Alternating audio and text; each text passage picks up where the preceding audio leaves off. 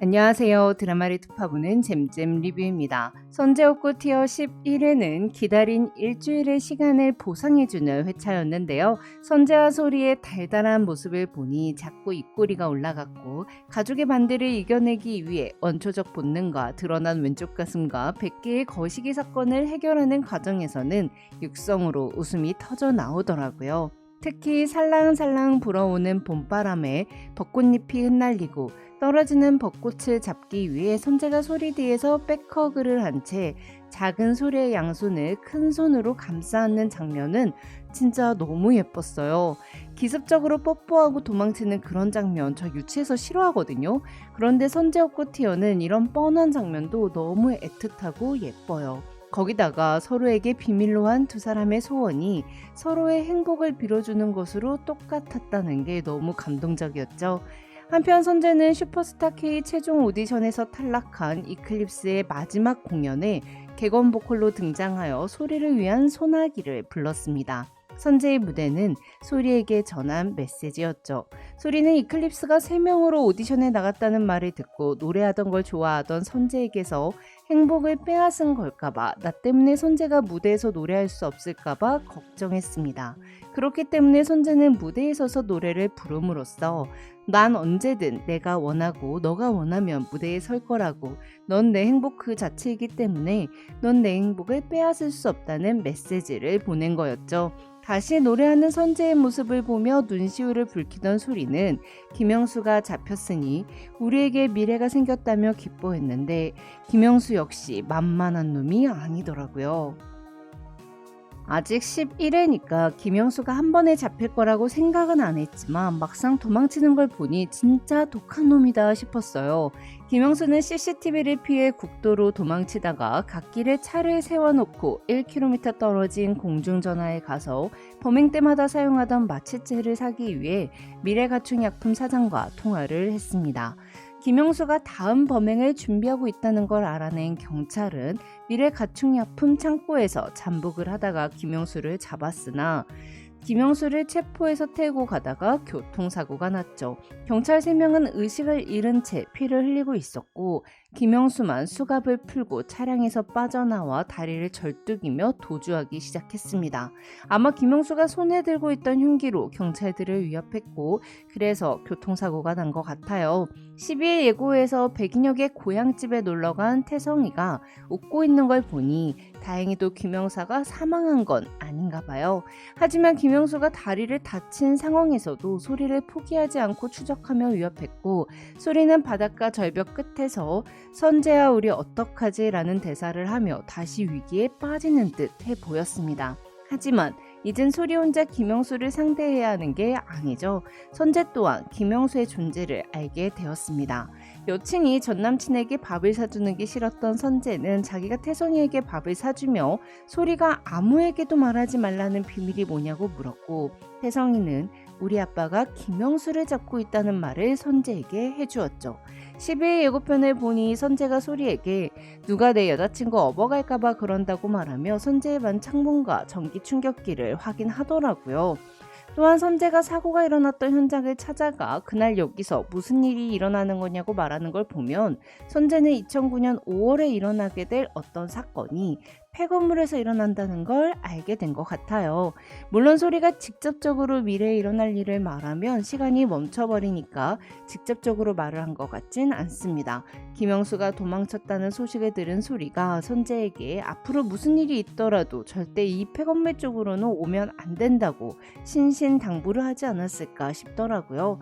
범인은 예전과 달리 다리를 다쳤고 소리는 물론 선재까지 앞으로 일어날 일을 어느 정도 알고 있는 상태이니 두 사람 모두 김영수에게 맞설 계획을 세우고 있지 않을까 싶은데요.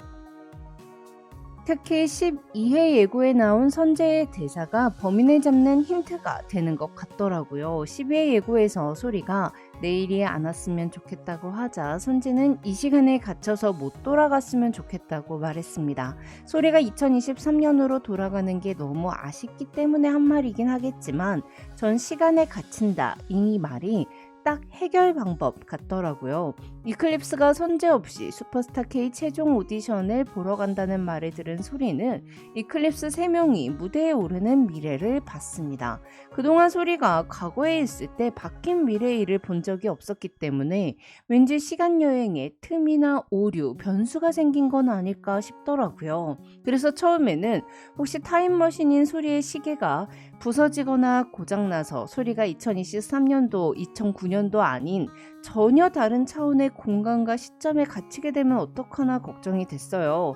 선재가 2009년부터 2023년까지 14년의 시간 동안 소리를 기다리며 보내는 동안 소리도 혼자서 다른 차원에 떨어져 원래의 차원으로 돌아가기 위해 혼자서 고립된 생활을 하게 된다면 너무 슬프잖아요. 근데 시간에 갇히는 게 범인이라면 너무 사이다 아닌가요? 타임머신인 선재의 시계는 물론 지금은 소리의 시계가 됐지만 선재가 소리를 구했듯 소리도 선재를 구할 기회를 주기 위해 타임슬립을 하기 시작했습니다.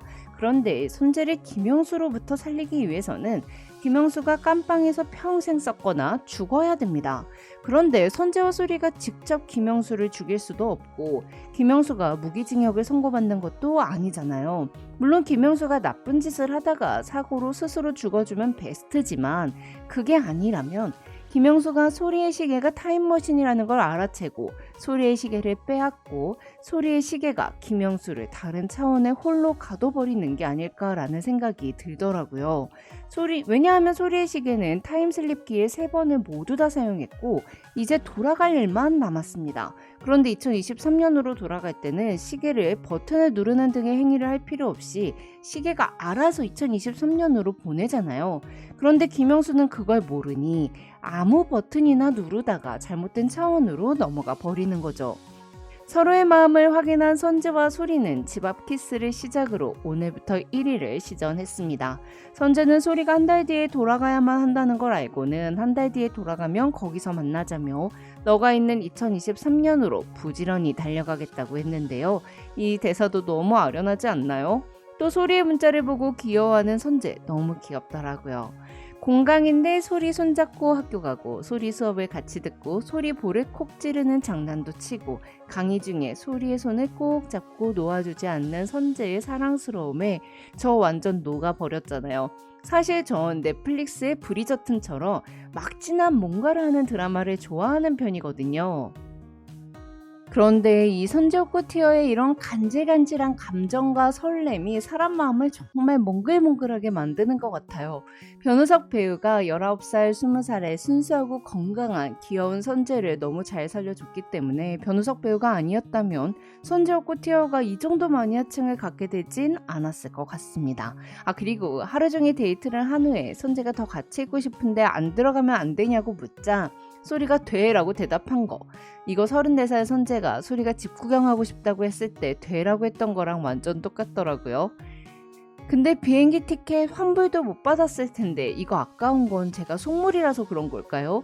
물론 제 아들이 수영에 대한 마음을 잘 정리했고 미련이 없기 때문에 예전처럼 뜨거운 마음이 안 든다고 이제 20살이니 앞으로 하고 싶은 일을 찾아보겠다고 하면 당연히 내 아들 파이팅 해줄 거지만 비행기 티켓 값이랑 미국으로 보내버린 캐리어는 진짜 좀 아깝더라고요. 근데 선재 아빠 아들 사랑 진짜 극진하지 않아요? 아니 소리 엄마가 선재가 어릴 때부터 야한 비디오 빌려서 늘어질 때까지 보고 또 보고 그러더니 역시 원초적인 애였다고 오해하자 그거 내가 본 거라고, 우리 선재는 순수 그 자체인 산소 같은 남자라고, 그리고 콘돔도 내 거라고, 내 심장은 아직 뜨겁다고 아들 감싸주는데 너무 웃기더라고요. 한편 소리의 2주 전 남친과 현 남친은 술을 마시고 솔방울을 주우며 소리소리를 외치고 끌어안고 잠들더니 결국 백인역이 내려간 바다가 있는 고향집으로 같이 여행까지 가더라고요. 쇼핑몰로 돈을 번 태성이가 차를 산 건지 렌트를 한 건지 차를 가져왔고 태성이가 운전하고 소리가 옆에 앉고 손재는 뒤에 앉은 채 슈퍼스타 K에서 떨어진 백인역을 보러 가는 3인방.